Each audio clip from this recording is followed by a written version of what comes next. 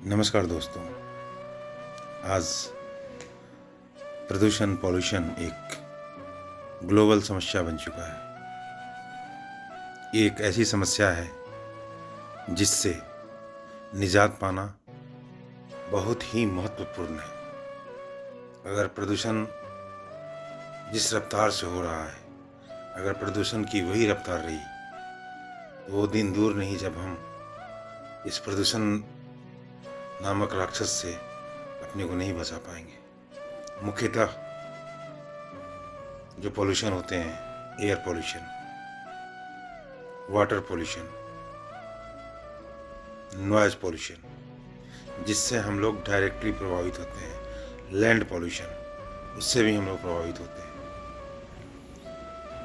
As a whole अगर मैं बोलूँ तो प्रदूषण का कोई भी फॉर्म हो, चाहे वो जल का प्रदूषण हो, हवा का प्रदूषण हो, ध्वनि का प्रदूषण हो, सॉइल का पॉल्यूशन हो, लाइट का पॉल्यूशन हो, प्लास्टिक पॉल्यूशन हो, रेडियो एक्टिव पॉल्यूशन हो, ये सारे ह्यूमन बीइंग के लिए बहुत ही डेंजरस है। आज आप देख सकते हैं पेट से रिलेटेड बहुत सारी बीमारियां हैं जो आम जन को परेशान कर रही हैं। डायरेक्टली ये फूड पॉल्यूशन के चलते हो रहा है। मिलावटी खाने की चीज़ें बाजार में धड़ल्ले से बिक रही हैं। उत्पाद बनाने के लिए केमिकल, पेस्टिसाइड्स का इतना अधिक उपयोग हो रहा है कि उसका असर हमारे खाद्य पदार्थों जो बाज़ार में उपलब्ध हैं, सब्जी हो गई, चावल हो गया, आटा हो गया, मसाले हो गए, उन सबों में प्रदूषण की मात्रा रहती है क्योंकि वो मिलावटी है। तो हम बहुत कुछ तो इसमें नहीं कर सकते हैं, लेकिन जितना हो सके अगर हम लोग ऑर्गेनिक प्रोडक्ट्स का यूज़ करें तो इस पॉल्यूशन से हम लोग बच सकते हैं। इसलिए ऑर्गेनिक प्रोडक्ट्स आज थोड़े बेहतर विकल्प के रूप में हमारे बीच उपलब्ध हैं। अब बात करते हैं, पॉल्यूशन सिर्फ एक लेवल पे नहीं हो रहा है। अगर इस परेशानी से हमें निजात पाना है तो सरकार को, जनता को साथ मिलके काम करना होगा। ऐसा नहीं है कि सिर्फ सरकार के चाहने से पॉल्यूशन खत्म हो जाएगा। जनता नहीं चाहेगी तो पॉल्यूशन खत्म नहीं होगा। छोटी छोटी बातें हैं जो हम अपने लेवल पे कर सकते हैं। हर शहर में कचरे के लिए एक निर्दिष्ट स्थान बना हुआ है, कचरे की गाड़ी आती है, फिर भी किसी शहर में जाके आप देख लीजिए, विभिन्न जगहों पे कचरा फेंका रहता है। ये हम करते हैं। क्या हम इसे रोक नहीं सकते हैं? ये हमारी जवाबदेही तो यहाँ बनती है कि हम कचरा को निर्दिष्ट स्थान पर फेंकें। ये कचरा घूम फिर करके किसी न किसी वाटर सिस्टम में जाता है और उसको पॉल्यूट करता है, पॉल्यूटेट करता है। अब आते हैं हम लोग, जो हमारा ऑटोमोबाइल एग्जॉस्ट है। आज अगर घर में 4 मेंबर हैं तो 4 गाड़ियाँ हैं। अगर 4 गाड़ियाँ रोड पे चलेंगी तो उसमें ऑटोमोबाइल एग्जॉस्ट जो होता है वो भी उस पार्टिकुलर शहर के एयर को पॉल्यूट करेगा।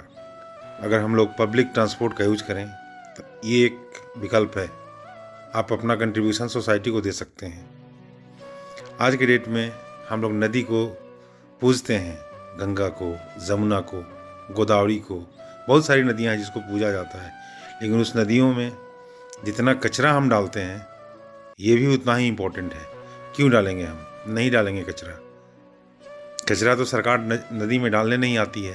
हर शहर का नाला, उस शहर के बगल से गुजरने वाली प्रमुख नदी, चाहे वो गंगा हो या जमुना हो या गोदावरी हो।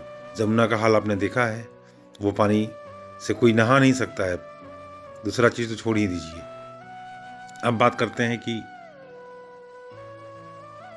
इंडस्ट्रियल जो एग्जॉस्ट होता है, उससे जो स्मोक निकलता है वो भी काफ़ी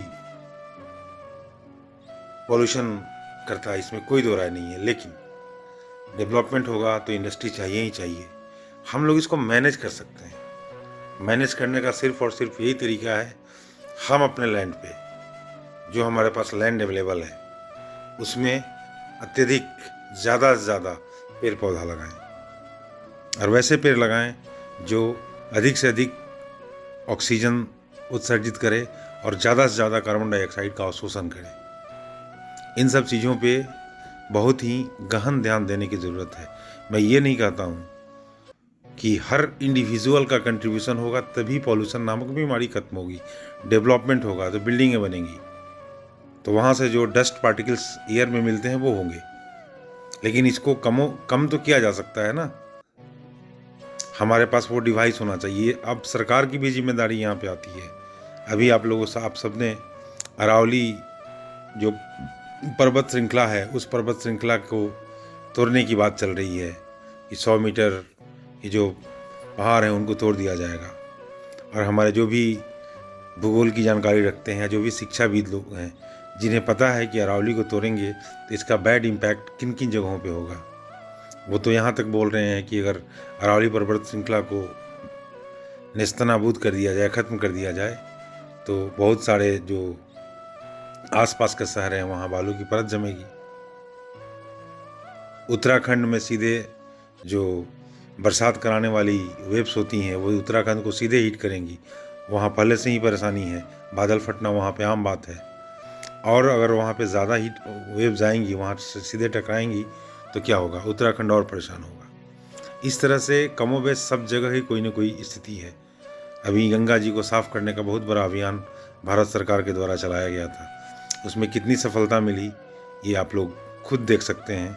गंगा जी कितनी साफ़ हुई। तो कुल मिला के मैं ये एक जनरल अपील मैं करना चाहता हूँ। हमारी जनसंख्या आज 150 करोड़ के आसपास है या ज़्यादा है। तो क्या जो भी एडल्ट लोग हैं, अगर उनके पास भूमि की सुविधा उपलब्ध है तो वो एक वृक्ष लगाएं। अगर एक वृक्ष लगाएंगे, वैसा वृक्ष लगाएं जो ज़्यादा ऑक्सीजन देता है। ऑर्नामेंटल प्लांट ठीक है, वो भी कुछ तो देगा ही, लेकिन बड़े बड़े वृक्ष जैसे आम का पेड़, पीपल का पेड़, बरगद का पेड़, जिस जियोग्राफी में जिस तरह के अच्छे बड़े पेड़ होते हों जो ज़्यादा ऑक्सीजन देते हैं, ज़्यादा कार्बन डाइऑक्साइड सोख लेते हैं, वैसे पेड़ों की संख्या होनी चाहिए। अर्बन कल्चर जो बढ़ रहा है, मैं मानता हूँ कि डेवलपमेंट हमारी ज़रूरत है। हमको अच्छा लाइफ स्टाइल चाहिए, हमको बहुत सारी सुविधाएं चाहिए, उसके लिए डेवलपमेंट ज़रूरी है। लेकिन उस डेवलपमेंट से होने वाले जो दुष्परिणाम हैं, हमें उनके बारे में भी उतना ही सोचना है जितना डेवलपमेंट के बारे में सोचना है। हम अपने एयर को पॉल्यूशन से बचाने के लिए जो जो चीज़ें कर सकते हैं अपने लेवल पे करना चाहिए। सरकार भी अपने लेवल पे कर रही है। आज जो भी शहर के बगल में नदियां हैं, जहाँ शहर का सारा सीवरेज का पानी जा कर के वहाँ पे उसमें मिक्स होता है, बहुत जगह पे प्लांट बने हैं जो उस पानी को साफ करते हैं, फिर उस नदी में वो पानी जाता है। कुल मिलाकर के सरकार भी कुछ प्रयास कर रही है। कुछ प्रयास हम आम जनों को करना होगा, तभी जा कर के हम लोग इस प्रदूषण नामक बीमारी से अपने परिवेश को, अपने वातावरण को बचा सकते हैं। हर इंडिविजुअल का कंट्रीब्यूशन चाहिए। हर इंडिविजुअल कंट्रीब्यूट करेगा तो हम ख़त्म तो नहीं कर सकते हैं इसको, क्योंकि ऑटोमोबाइल इंडस्ट्री बढ़ रही है, कल कारखाने उतनी ही तेज़ी से लग रहे हैं, कंस्ट्रक्शन उतना ही तेज़ी से हो रहा है, तो प्रदूषण तो होगा ही। लेकिन प्रदूषण को कम करने का सिर्फ और सिर्फ एक ही तरीका है, वो तरीका है हम पेड़ पौधे लगाएं। सरकार को भी ये ध्यान देना जो होगा कि जो वन्य भूमि है, जो वन्य भूमि पहले से, क्यों उसको डिस्टर्ब किया जाए। आज आप सुनते होंगे, न्यूज़पेपर में पढ़ते होंगे, टीवी में देखते होंगे कि सरकार ने फलाने उद्योगपति को ये वन भूमि दे दी। अल्टीमेटली वहाँ पे क्या होगा, वृक्षों की कटाई होगी। अगर वहाँ एक वृक्ष कटता है जो मैच्योर है, जो 20 साल, 30 साल, 40 साल, 50 साल पुराना पेड़ है, आज जो हम पेड़ लगाएंगे उसको 10 साल, 5 साल, 15 साल लगेगा मैच्योर होने में, तब जाके वो भरपूर मात्रा में ऑक्सीजन देगा और भरपूर मात्रा में कार्बन डाइऑक्साइड को सोखेगा। तो सरकार की भी ये जिम्मेवारी बनती है, जहाँ कहीं भी ऐसा बात हो, जहाँ वन भूमि को काटा जा रहा हो, वहाँ विरोध दर्ज कराना हमारी प्राथमिकता होनी चाहिए, ताकि जो बड़े पेड़ पहले से हैं उनका नुकसान नहीं हो। कभी भी हम ये नहीं चाहते हैं कि किसी भी नदी में जाके हम थैला फेंक दें, पैकेट फेंक दें। हम फेंकते हैं, बहुत सारे लोग, जितना भी पूजा का सामान होता है उसमें जो जैविक है, जो पानी में जाने के बाद सड़ जाए, गल जाए, वो तो ठीक है, पानी उसको एडजस्ट कर लेगा। या जो भी जलीय जीव वहाँ पे रहते हैं, अगर उसमें जैसे हम लोग प्रसाद चढ़ाते हैं कुछ खाने का सामान मिलेगा तो उनका उपयोग वो लोग कर लेंगे। लेकिन जो प्लास्टिक फेंकते हैं, जैसे अगरबत्ती का पैकेट जो प्लास्टिक के रैपर में पैक होता है, जो पूजा से जो सामान हम लोग नदी में प्रवाहित करते हैं, उसको जिस पॉलिथीन में ले जाते हैं उसको भी फेंक देते हैं। तो आप सोचिए, हमारी जनसंख्या इतनी अधिक है, अगर प्रत्येक दिन 50 घर के लोग इसको अगर नदी में कुछ प्रवाहित करने जा रहे हैं तो पॉल्यूशन कितना बढ़ेगा, उस नदी का पॉल्यूशन बढ़ेगा, क्योंकि उसमें प्लास्टिक का कचरा हम लोग फेंक रहे हैं। तो मेरी आप सब लोगों से ये विनम्रता के साथ अनुरोध है कि आप अपने स्तर पर जितना भी पेड़ पौधा लगाने का कार्य है वो ज़रूर करें। जो भी एडल्ट लोग हैं, अगर उनके पास लैंड की, ज़मीन की सुविधा है तो 2-4 बड़े पेड़ जरूर लगाएं। हर घर से अगर एक पेड़ लगेगा तो 10 सालों के बाद वो पेड़ मैच्योर हो जाएंगे और हमारे वातावरण को हमारे अनुकूल बनाएंगे। क्योंकि आप गर्मी को देख लीजिए, ज़ारा को देख लीजिए, ठंड के मौसम को देख लीजिए, गर्मी बढ़ते ही जा रही है। आप लोगों ने रिपोर्ट पढ़ा होगा, इस ग्लोबलाइजेशन के दौर में टेम्परेचर 1 डिग्री 2 डिग्री हर गर्मी के मौसम में इंक्रीज़ कर रहा है। आप देखिए दिल्ली में कितनी गर्मी पड़ती है, राजस्थान में कितनी गर्मी पड़ती है। बहुत सारे शहर हैं जो गर्मी से परेशान रहते हैं।